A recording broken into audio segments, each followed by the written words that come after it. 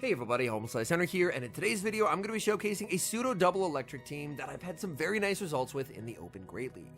As of the time of recording, I've climbed up to 2644 ELO, which, when the global leaderboards update tomorrow, should have me ranked within the top 300 battlers on the planet. Now the team features a real electric type, Charjabug, and a fake electric type in Goodra that does have access to Thunder Punch.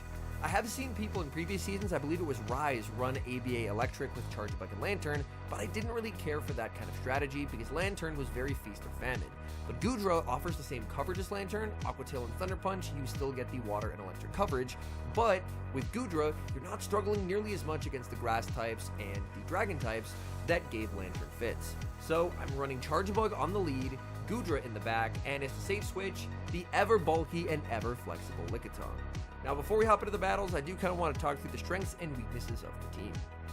Things I like about the team, firstly, that it's very flexible. This is not an ABB style team where you have to switch out of neutral leads. It's an ABC style balanced team where you can kind of just play for alignment and you have a lot of flexible picks whose coverage can go a lot of places. On top of that, you do as well have very good coverage into Pokemon like Azumarill and Lantern as you're double or even triple countering them. Now the downsides for the team are basically going to be Bastiodon. Bastiodon is going to be a real pain for this team. Lickitung and Goodra can soft lose that matchup, but it's still not very comfortable. So without further ado, let's hop into the matches and let's check out the team in action in the Open Great League. Hopping to the first match, starting off at Nilo of 2572, and we get a negative lead Charjabug for Shadow Swampert. If you see a Swampert on the lead, you know there will always be a Skarmory in the back. Typically, if you can bait out the Skarmory, then they just get swept by Lickitung, so I will stay in, land the X-Scissor, and since I land it, I'll send in Goodra. I will always no-shield here, either they waste all their energy, or they bait. They waste all their energy, they send in Goodra, they don't lure out the Skarmory, but this just means that I can now win the game with Charjabug.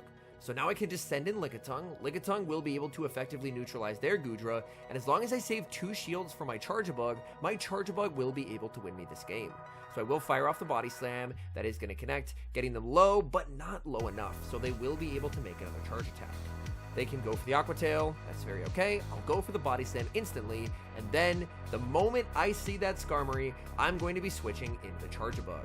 And now, as long as I manage my energy carefully, they have no win condition remaining in this match. Charjabug is consistently able to outpace, and the Volt Switches will absolutely shred through their HP.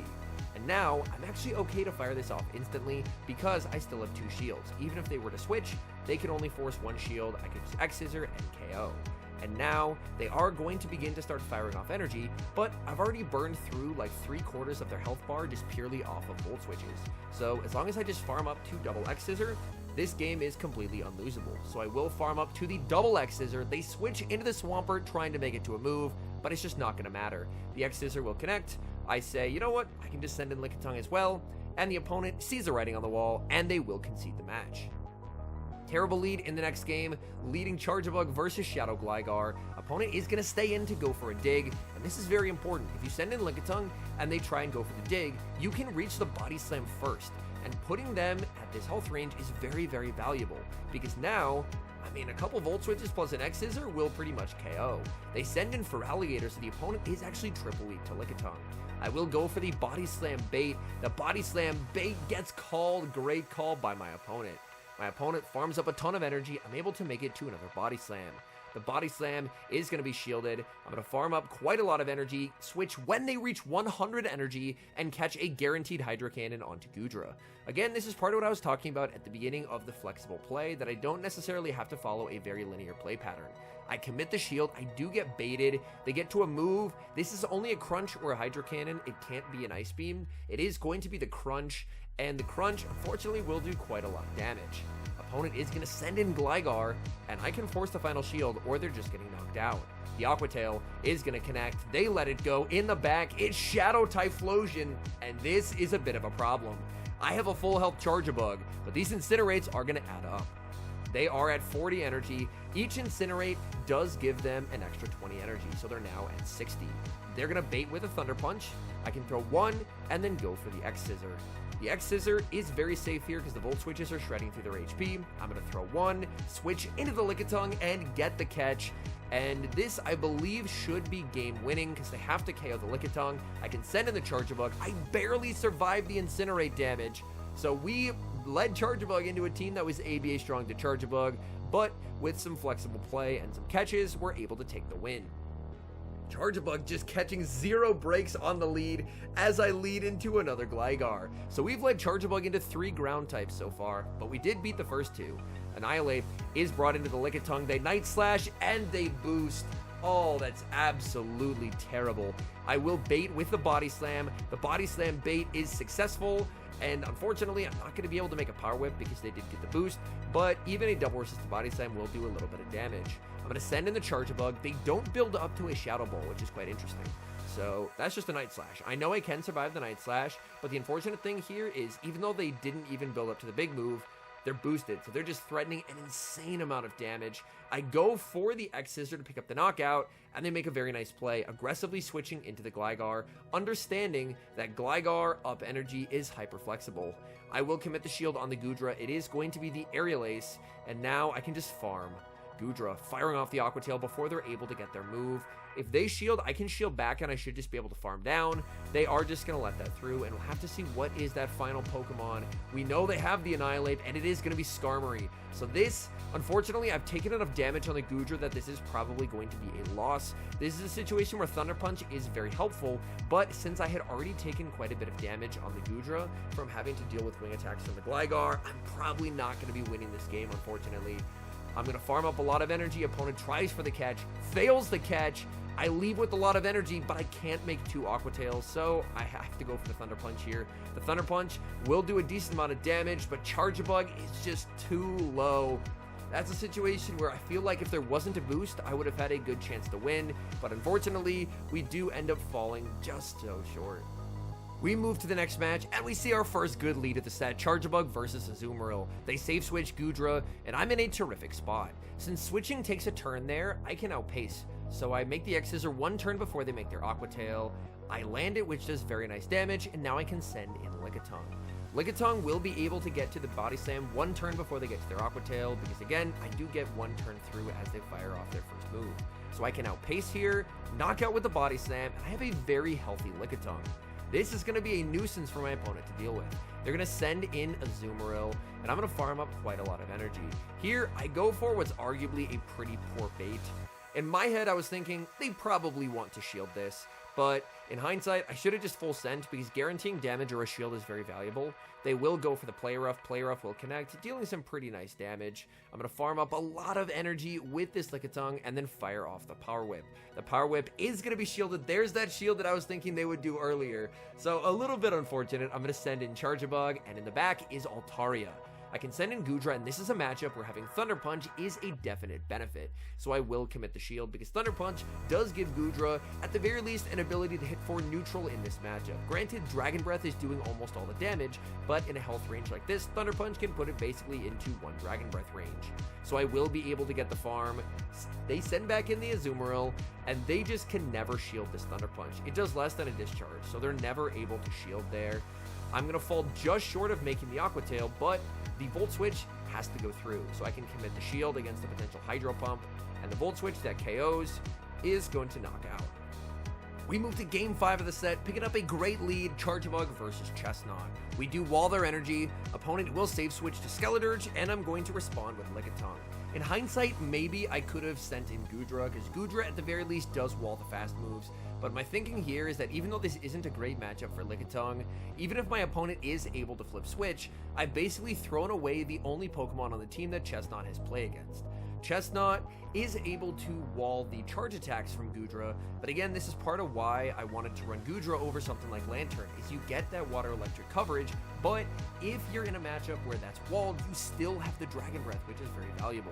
So here, my opponent accidentally overtaps, trying to build up, get 1 more Incinerate, and they end up losing their energy because Goodra Dragon Breath does hit quite hard. They're going to send in the Chestnut. I call the Frenzy Plant because it was unlikely they would just go for a superpower there.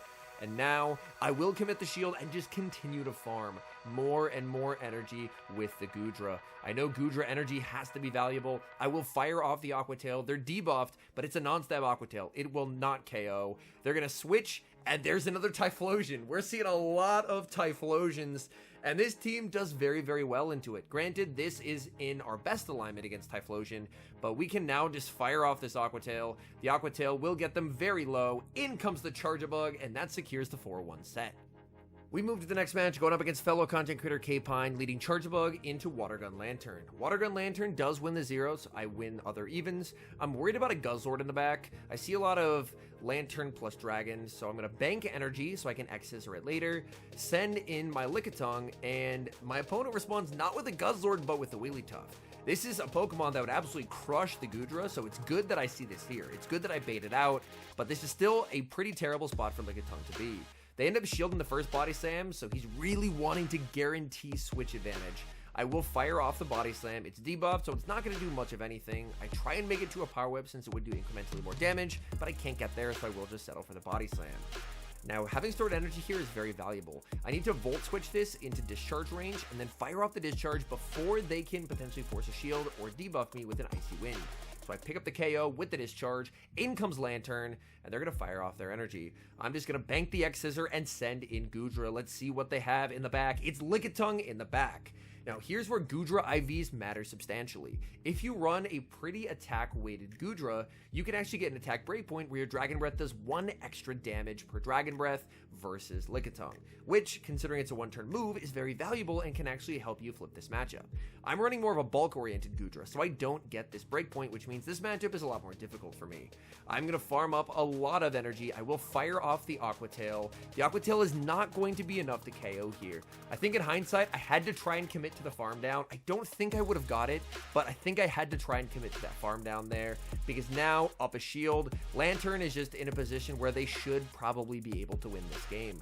Lantern will fire off the Surf. That's going to get me low. I'm going to send in the Charge-a-Bug, and it's all going to come down to whether I'm on the 3 cycle or I'm on the 2 cycle here.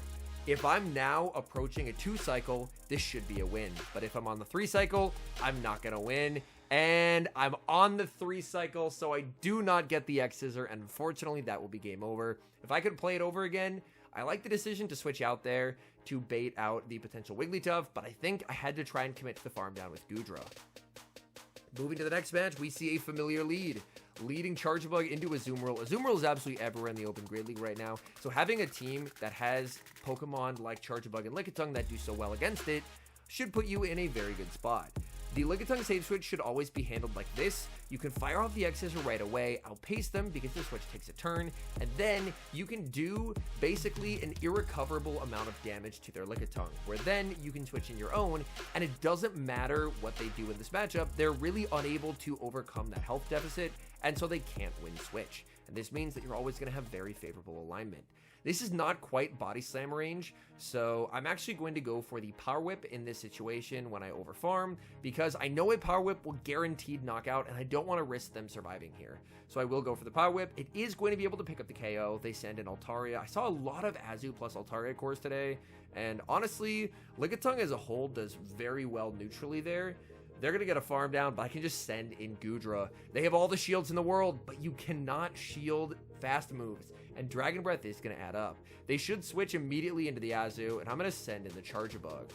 Now, Azu could get a little bit uncomfortable here, just because these bubbles do add up over time. I will commit the shield, and oh my goodness, this is like the one Azu running Hydro Pump. Unfortunately, I'm not able to throw on good charge attack timing there because I did reach 100 energy, so I'm just forced to fire off my move right away. So I will fire off the Discharge here, and unfortunately here, I think I should have baited, because if I baited, I can get to the Discharge if I X-Scissored there, but unfortunately, since I didn't, I actually will get outpaced, but I still have Goodra. And Goodra can Dragon Breath this into a range where Thunder Punch will KO. They're going to switch out. Thunder Punch does a little bit over 25% to Azu. So as we saw, they were approaching the red health. So I'm just in a position to win the game, where now they can send back in the Azumarill. The Dragon Breaths have put them into the red HP, so I know this Thunder Punch is guaranteed to knock out, and it does, so we're able to take the win. Unfortunately, I had the footage corrupt for the last few battles, so I decided to do a couple extra battles so we do get to see the team versus some other leads. Leading into Magnezone is honestly great for the Charjabug, because Charjabug can inflict some pretty nice damage with X-Scissor. They're going to switch out into Dragonair, and I do what I always do versus those Dragon save switches, which is just fire off the X-Scissor since I can outpace by a turn, and then I can bring in Licky. This time they shield, but that's very okay. Like Lickitung, its job on the team is to provide a tremendous amount of neutral play and also to absorb hits. Like, this Body Slam doesn't KO. I can tank this, I can farm down. They're not going to get a ton of farm on the Magnezone. I actually have enough residual energy that I think I can make a slam here. And making a slam versus the Magnezone, it's resisted, but it will definitely add up. They send in the Magnezone, and I get there. Oh, that is absolutely terrific. I get there. The Body Slam will connect, and now I can send in the Charjabug. Charjabug, I'm on my 2 cycles, so I can safely shield, and then look to fire off an X-Scissor. They're probably going to look to switch. They have their own Goodra in the back, so they're running Magnezone Double Dragon. So again, we fire off the X-Scissor, and now I can switch. And in the Goodra mirror, charge attacks don't matter, because your options are Aqua Tail or Thunder Punch. Neither one's going to do anything, so as long as you get a health advantage, they're actually running Power Whip on their Goodra of all things, but I'm still very much in the driver's seat. As long as I just throw on good timing here, this is a win, so I will farm up, fire off the Aqua Tail right at the end of their Volt Switch animation, and I make Aqua Tail number 2. A win for charge move timing, as Aqua Tail is going to knock out that Magnezone and take the game. Hopping into the final match, Charjabug versus Shadow Alolan Sandslash. So this is not a terrible matchup whatsoever. Oftentimes when I see Alolan Sandslash, I'm expecting they're going to have Annihilate in the back. Annihilate is very playable for both of the back 2 Mons. Here, I'm just going to look to farm up and fire off the Discharge. Discharge is shielded, and I'm pretty okay with that. I will commit the shield back, because Charjabug, if I'm not mistaken, should be able to win the ones here. So I am going to look to farm up and go for the Discharge. Discharge won't quite knock out, but it will get them quite low. So I'll go for the Discharge and actually snipe with the Lickitung. I want a small energy head start if it is going to be Annihilate, because any extra energy that I have there is very valuable. And they send in a Azumarill. Oh my goodness. Whatever they have back there must be so weak to Lickitung that this was the best option they had. I'm going to fire off the Power Whip, make sure my music is cranked up to maximum volume, and they're going to return fire with the Play Rough. Play Rough will connect. I'm going to be able to make it to another Power Whip, and this Power Whip will just be able to cleanly knock out the Azumarill from this health range. It is going to pick up the KO. In the back, it's Lantern, and we get to absolutely feast. In comes Goodra, and the opponent concedes the match. All in all, I really enjoyed getting to run this team. I feel like this team does have a lot of flexible play. If you're in an ELO bracket where you're seeing a ton of Bastiodon, then this team may not be super advisable, just because this team is built to be a very flexible team that has a lot of coverage, but when you build those teams, oftentimes there will be problem Pokemon, and a lot of the times when I team build, that problem Pokemon happens to be Bastiodon. It's something that I don't see as much at the upper ELOs, but I do know that depending on where you are in ELO, there can be quite a variance in the Pokemon that are seen. So overall, I did have some very nice results with the team, and I shared it with a couple members of my Discord, and they've had some very nice results as well. I do think Goodra does have some pretty nice anti-meta play. I do really like the fact that, granted, it's not going to be shutting down Skarmory like Lantern did, but it does offer that similar coverage, but it feels like it's just a lot less of an alignment-dependent Mon than Lantern ever was. Anyways, thank you guys so much for watching. If you're enjoying the content, make sure to leave a like and subscribe to the channel if you haven't. And a special thank you as always to our members here on YouTube. The support you guys provide is sincerely appreciated. So thank you guys oh so very much. And until next time, I've been HomeSliceHenry.